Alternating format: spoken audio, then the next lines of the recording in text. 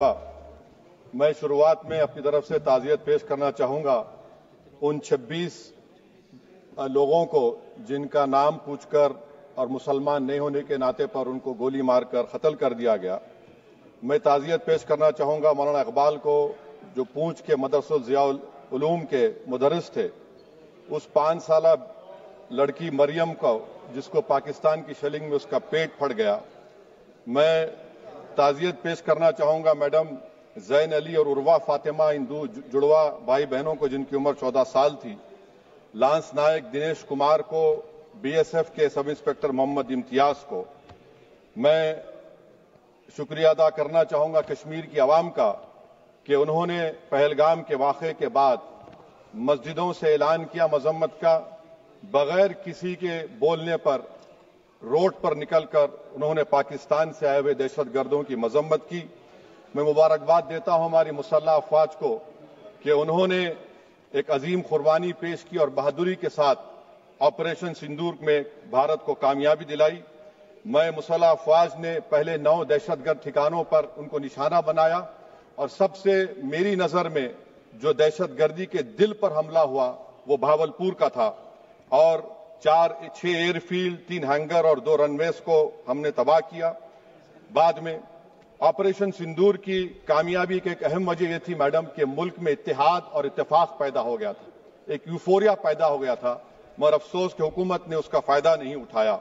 मैं आज भी कह रहा हूं, जिम्मेदारी के साथ कह रहा हूं कि पाकिस्तानी फौज, पाकिस्तान की आईएसआई, पाकिस्तान का डीप स्टेट, उनका हयाती मकसद ये है कि हमेशा भारत को कमजोर किया जाए और अगर हमको इन ताकतों को कमजोर करना है तो देश में इत्तेहाद और इत्तेफाक को बरकरार रखना पड़ेगा। अगर हम बुलडोजर के जरिए या फिर लिसानी जबर के जरिए या मजहबी फिरका परस्ती के जरिए अक़लियतों को निशाना बनाएंगे तो हम खुदा ना खास्ता उन पड़ोसी मुल्क के दहशतगर्द तंजीमों को कहीं कामयाब ना हो जाए। मैडम, मैं आपके सामने ये भी कहना चाहूंगा कि इत्तेहाद और इत्तेफाक इस मुल्क में जब मजबूत होगा तो हमको बैनुल अक़वामी सतह पर दिखाने की जरूरत नहीं पड़ेगी।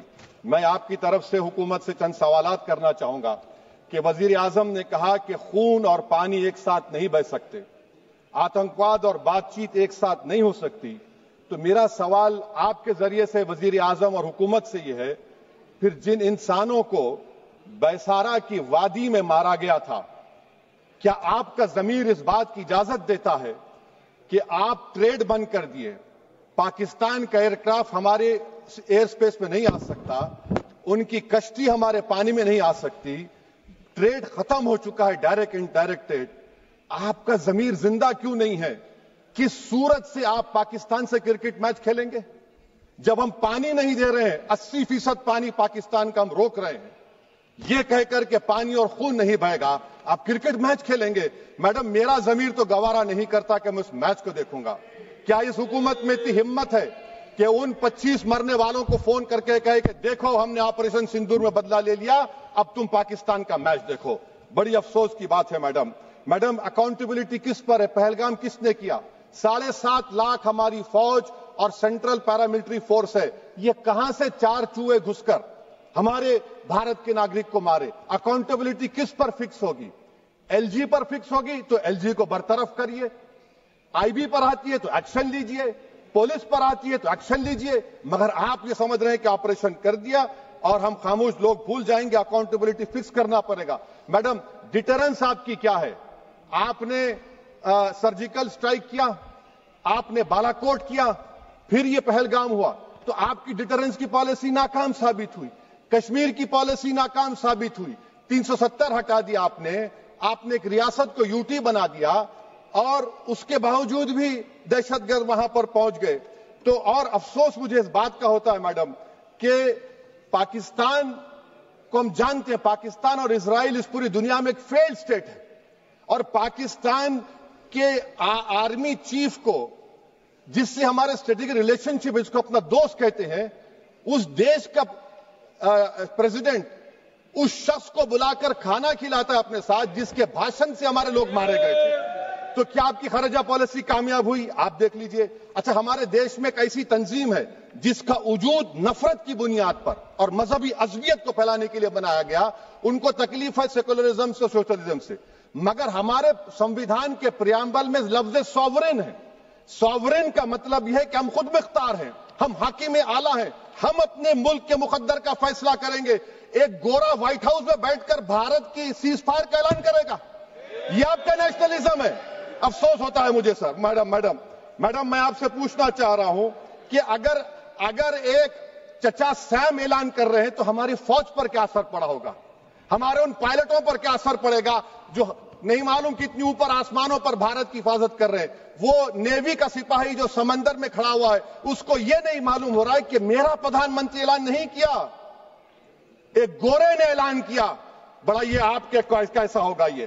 میڈم میرا سوال حکومت سے یہ بھی ہے کہ ہم کوئی ایڈورسریل کنٹری نہیں ہے امریکہ کے لیے، ہم دوست ہیں، اسٹریٹجک ریلیشن شپ ہے. کیا ایگریمنٹ ہم نے سائن نہیں کیا؟ تو کیا یہ دوستی نبھا رہے ہیں؟ میڈم میں ہسٹوریکل اگزامپل دے رہا ہوں. کرشچیف اور ٹیٹو. کرشچیف نے دباؤ ڈالا، ٹیٹو نے کہا میں نہیں مانتا، میں نیم جوائن کروں گا. میڈم فرانس اور یو ایس اے. ڈیگول کو جب یو ایس اے نے دباؤ ڈالا تو ڈیگول نے کہا کہ تم دوست ہو مگر ہماری خارجہ پالیسی آزاد نہ ہے. میڈم وہیں پر آپ دیکھیں گجرال صاحب، جس کو کہتے سب سے کمزور تھے، وزیر اعظم تھے، انہوں نے بہادری کا مظاہرہ کیا، ریفولنگ کرنے نہیں دیا.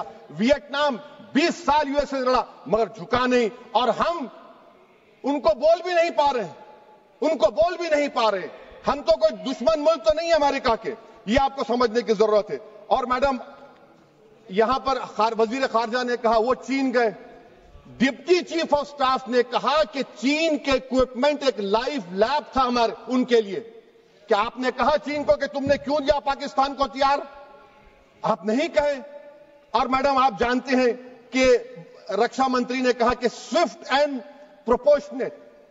تو پھر جو انڈونیشیا ملٹری اٹیشے نے کہا کہ ہم کو کہا گیا مت مارو، ہم سیلف ڈیفنس میں بھی نہیں مار سکتے تھے پاکستان کو.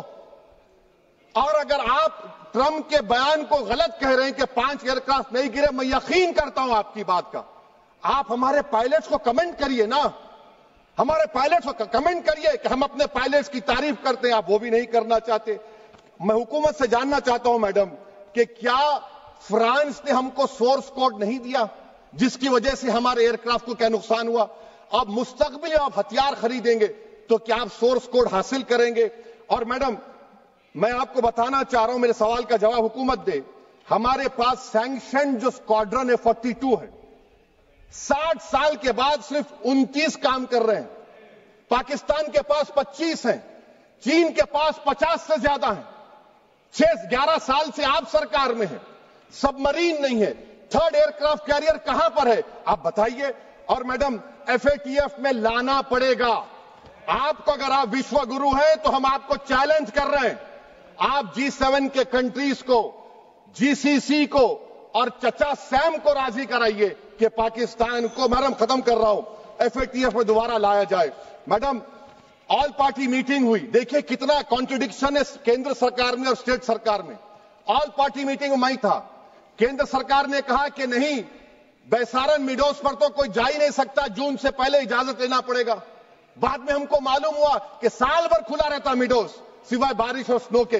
یہ کانٹرڈکشن ہے کیندر سرکار میں وہاں پہ. میں حکومت سے مطالبہ کرتا ہوں میڈم آپ کے ذریعے سے کہ قومی سیکیورٹی کو، نیشنل سیکیورٹی کو، خارجہ پالیسی کو، فورن پالیسی کو راجنیتی کا مدعا مت بنائیے. راجنیتی کا مدعا مت بنائیے. یہ ہمارے ملک میں مفاد ہوگا. ہمارے ملک کے اتحاد اور یکجہتی کو آپ ایک ووٹ کا ذریعہ مت بنائیے. اور میں ایک آخری بات پوچھ رہا ہوں میڈم، کیا چین نے ہم سے کہا تھا کہ سیز فائر کر لو؟ اور کیسے پاکستان نے ہمارے پائلٹس کی باتوں کو سنا کہ ہمارا کمیونیکیشن انکرپٹ نہیں ہے؟ میڈم آخر میں اپنے شعر سے اپنی بات کو ختم کروں گا کہ اپنے ہی ہاتھوں سے سر اپنا کٹانا ہے ہمیں، مادر ہند پہ بھیٹ چڑھانا ہے ہمیں، کس طرح مرتے ہیں احرار وطن بھارت پر، یہ تماشا ہے جو دنیا کو دکھانا ہے ہمیں.